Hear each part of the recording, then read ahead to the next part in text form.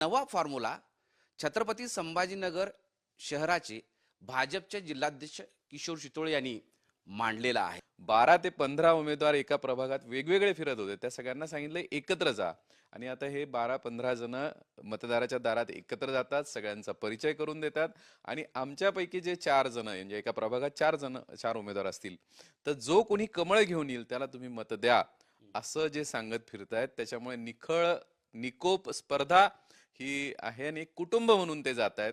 एकमेकांच्या कागाळ्या करणं, कमी जास्त सांगणं आणि पक्षातच दुही वाढणं असं न होता मतदारांनाही हे खूप छान वाटतंय, मतदारही त्यांचं स्वागत करतायत आणि उद्या तिकीट कुणाला मिळालं तरी एक मानसिकता होते की आपण एक आहोत।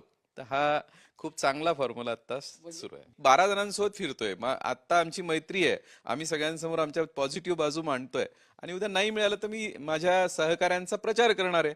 तर ही एक कुटुंब म्हणून वातावरण चांगलं राहण्यासाठीचं हे फॉर्म्युला खूप चांगला सगळीकडे घेतला जातोय। बरं,